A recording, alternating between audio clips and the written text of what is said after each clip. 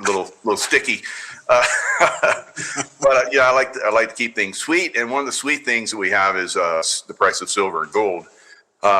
Let's jump in and tell us what you want to tell us about the price of silver.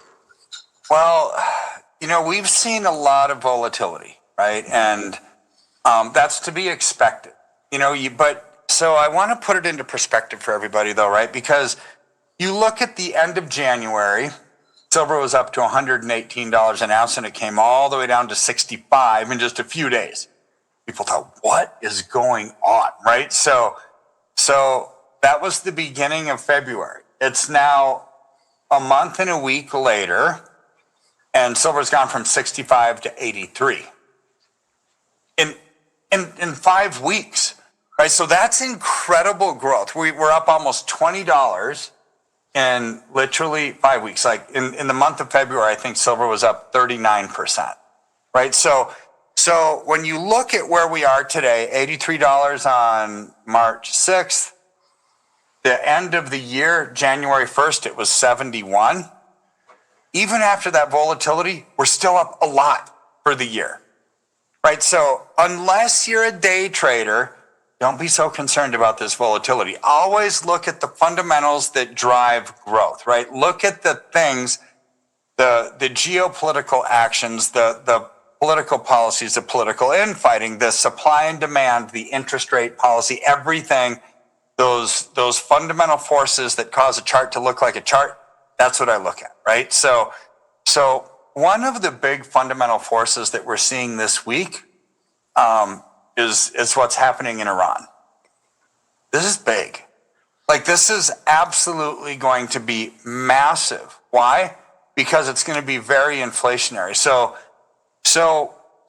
you're much more of a expert on all military actions, right? And so you look at this and we have to think, Trump, I can almost guarantee you, thought this was going to be done in a day or two. Or else he wouldn't have done it, right? But is this going to be done in a day or two? Is it going to be done in a week or two? Is it going to be done in a month or two? Or does it drag on and on and on like Afghanistan, right? Mm-hmm. I don't know. Nobody knows. But what we do know right now is that the Strait of Hormuz is closed, right? It's closed, which means no oil is going out to the rest of the world. And this could be a death trap for Trump and his economic policies. Why? Because what uses oil when in its manufacturing? Like everything? I mean, even this shirt that I'm wearing, that you're wearing, was made in a loom that has gears, that has grease in it, right? Mm-hmm. On the ball bearings. Rubber, tires, plastic, everything uses oil, right? Like literally everything. So if you cut off supply for a day or two, silver or oil is going to jump like it did on Sunday. So we start bombing the living daylights out of Iran in epic fury, right? And Sunday oil was up 8.5%. Now it keeps going up. Eric Prince was recently speaking, a military security expert, and thinks this was a colossal blunder and it's going to cost a lot. What if the Strait of Hormuz is shut down for a month? Oil will double. Oil will double. What does that mean for everything else? It means that inflationary prices on everything are going to go up. How do policymakers slow down inflation? They raise interest rates. So in an election year, and I think Iran knows this, right? In an election year, how do you stop Trump's economic progress dead in its tracks? You shut the Strait of Hormuz, right? Because the inflationary pressures are coming, and Trump has been belly aching with Jerome Powell for the longest time. We have to lower interest rates. Lower interest rates, Jerome. Now Kevin Warsh is in, right? And it's like, okay, what is Kevin Warsh going to do? He's not as much of a lowering interest rate kind of a guy as Jerome Powell is, but yet I think he still will. But when you've got the inflationary pressures coming from oil, when you've got the inflationary pressures that are coming in higher priced silver because you look at the cartel war that's now happening in Mexico. What we have to realize is 50%, 50 of all the silver ore coming into the refineries in America to refine into a coin or a bar comes from Mexico. What's happening in Mexico? Well, the U.S. flights, airlines are not flying into Puerto Vallarta because the cartel wars are blowing everything up, right? And so there's no flights going in there. But what's happening to the mining industry? They can't find workers.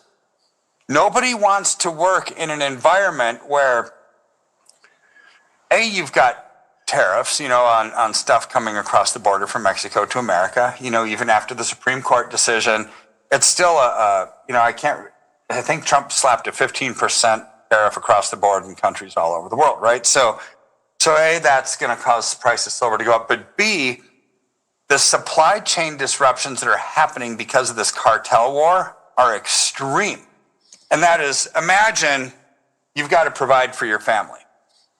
Your job is to drive the truck with millions of dollars worth of silver on it through Mexico across the border to get to the refineries in Texas or wherever.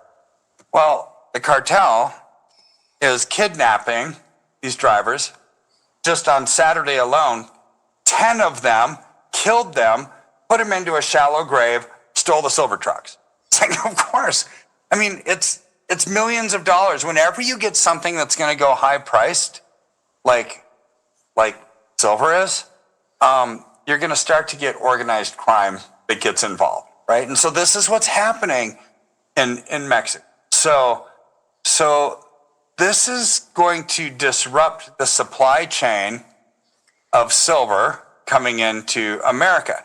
The supply chain of silver going into China has already been disrupted with the conflict that's happening in Venezuela, right? When the waterways were shut down and you can't get silver from Peru or Venezuela to get to China because China's the largest country of silver refining in the world, right? Their supply chains are being cut off. So you look at the implications of this. Our supply chains of silver from Mexico are drying up. China's is drying up because of Venezuela. The world supply of oil is drying up. And now you've got the two most important commodities on earth, oil and silver, both with massive supply chain disruptions. Prices are going to go up. When the prices go up, you ultimately have to raise interest rates to slow down that inflation. This goes completely against Trump's economic agenda, which he wants to lower interest rates to stimulate the economy, especially during an election year.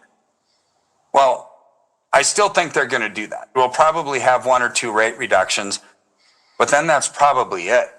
Because if this conflict goes on in Iran and it's prolonged, the price of oil could hit 150 in pretty short order, right? Double from where it started. And now you've got a global inflationary mess, and you're going to ultimately have to raise rates to slow that down. So policymakers are faced with this impossible choice. The impossible choice is, do we raise interest rates to slow down inflation so American consumers can afford to live? Or do we lower interest rates to try to stimulate the economy so people can actually work? But yet when they work, the inflation that we're creating by lowering interest rates is going to be so much that their wages still won't be able to keep up with it. This is the dilemma that policymakers have right now. And in faced with that kind of an inflationary uncertainty, gold and silver shine. They do really good. They do really good, Michael. And that's where you and I start looking at the economic implications of the political process and geopolitical conflict that we see, right? And we're seeing it play out right underneath our nose.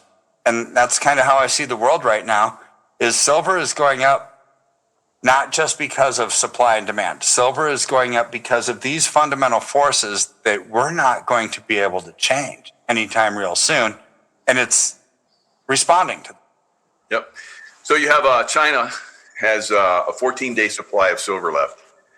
So that's they're already buying silver $14 above what we're paying for it right now. So there is a huge difference in price there. That's been, this a problem that's been maintained for, several months now. We've talked about that. So there, every time silver start to take off, the bulls, start to run with the silver. Something happens with COMEX, and they shut down. It's like, oh, we got an overheated server or whatever. And then when it opens again, it's like magically they've had, tens of thousands of silver shorts basically, have been taken care of. Every time silver prices run down on a massive scale, get hammered down by the silver shorters, it's magic. It's like the COMEX just keeps running. There's no problems with the servers then, even though there's more, stuff running through there that would supposedly, make these servers start to heat up. So we're seeing massive manipulation. Now there's manipulation coming from England. England has basically Lloyd's of London, the insurer for all the fleets and so forth and ships, has decided to pull that, because of the Strait of Hormuz. So ships aren't going through there.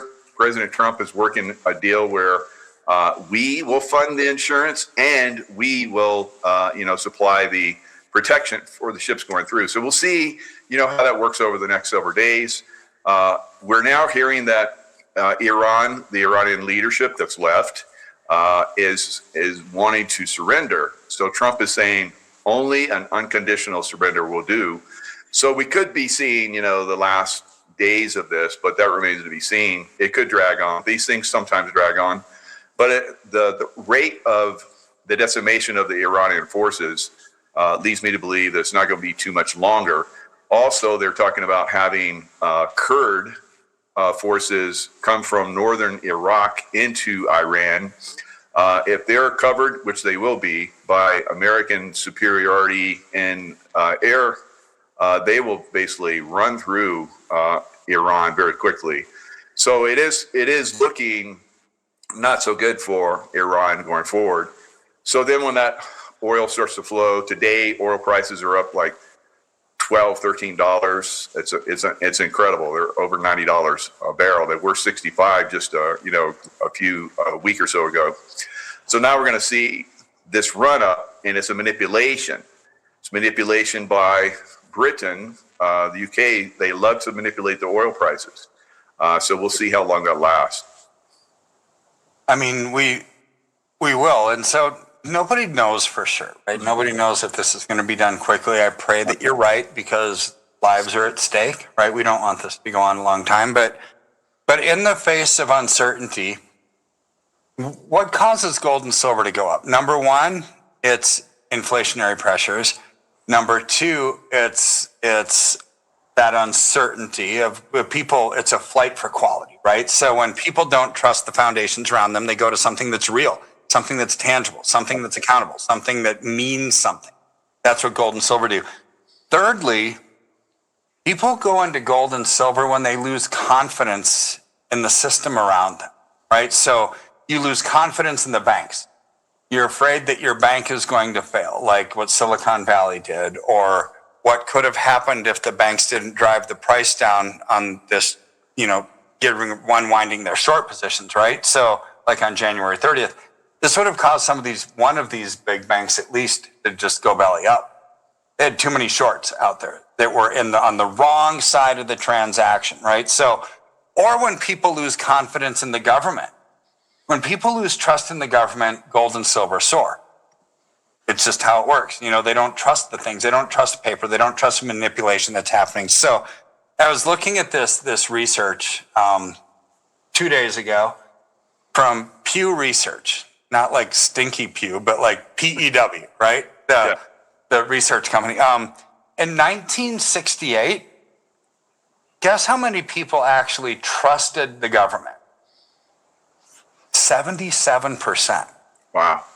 77% of people in 1968 thought the government can get us out of messes. Okay. You fast forward to the lowest this number has ever been. It was in October of 2011, after the big financial crisis of 09 and 010. It was 15%. Only 15% of the people thought that the government could get us out of the mess because they thought that the government created the mess. Why would you trust the people that created the mess to get us out of it, right? So that's where we were in 2011. Fast forward to today. Where are we right now? 17%. In today's world, actually trust the government. So from 1968 at 77% to now, just 2 percentage points off the all-time low, 17%. Okay, this is something people aren't going to trust the government overnight. I don't care what they do, right? This number is going to be pretty sticky, right? And so when people don't trust the government, and the answer is, should we? No, you don't. You need to trust yourself for your livelihood, right? You're the only one that can actually make things happen for you, whether you get a job or a second job, or whether you make decisions that are good for your family or bad for the family. It's you, right? There was this interview with Governor Tim Walz a couple days ago, and it's like, I see why people don't trust the government, right? I mean, he's the governor of Minnesota, for crying out loud.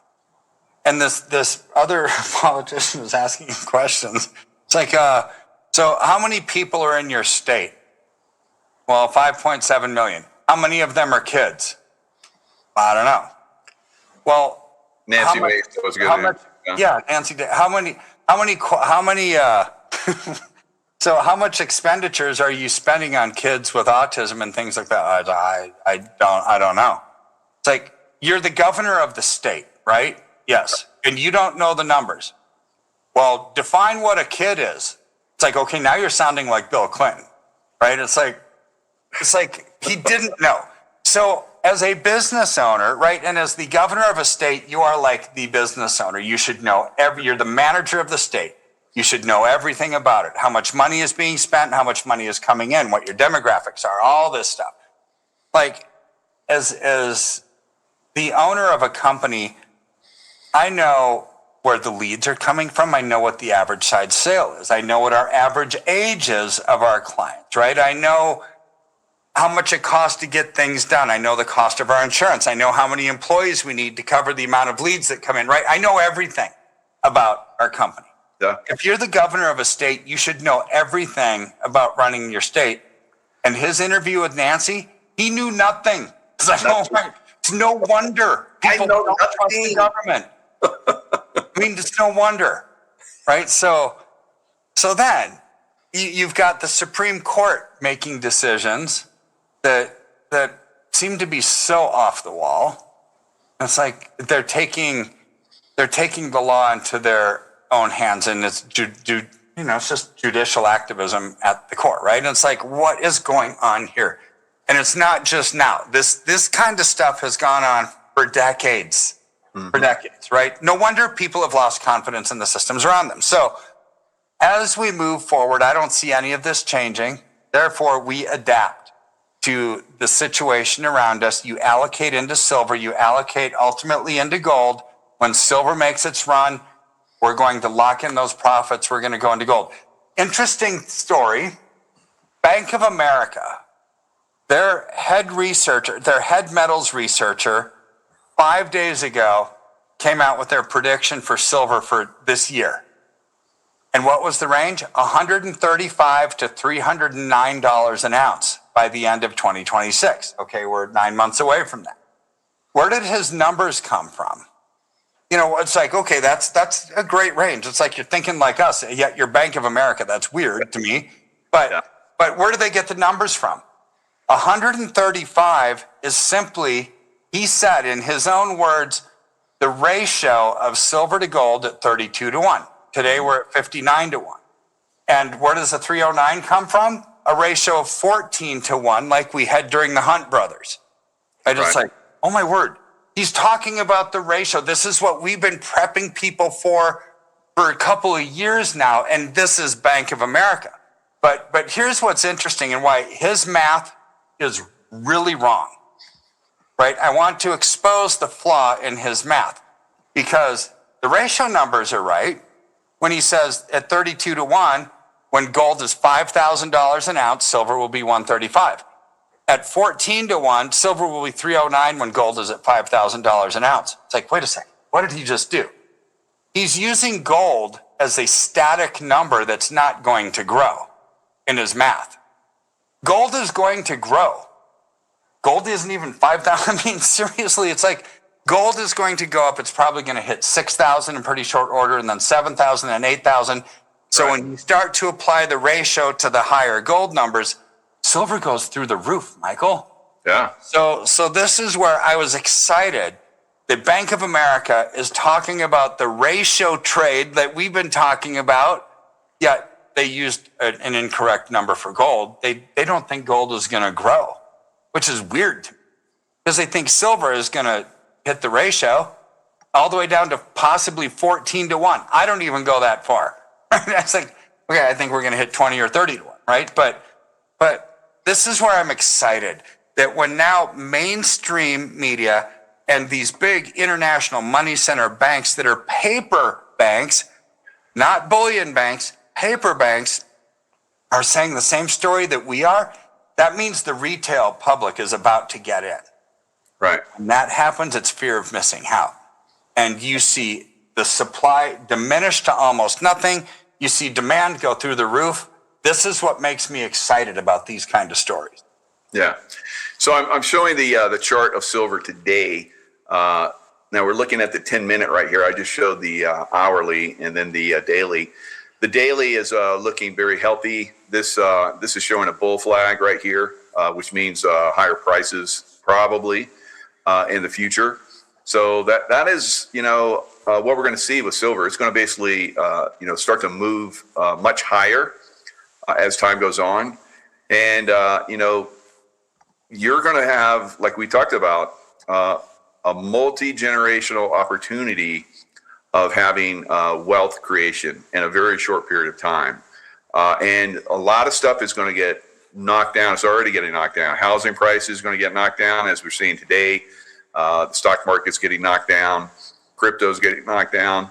But silver and gold are going up, and they're going to go up a lot more. And then you're going to be able to transfer that silver, like we talked about, which is going to the moon, and you'll transfer it over, like we talked about, over to gold, and gold is going to go higher again. It does this throughout history. So this is an incredible opportunity, to transfer your wealth to a level that you probably never even dreamed of. I'm experiencing that right now, and I know it's going to go a lot higher. A lot of people that you have worked with and have come in and have invested are absolutely astonished at how much it's gone higher. It's going to go much, much higher.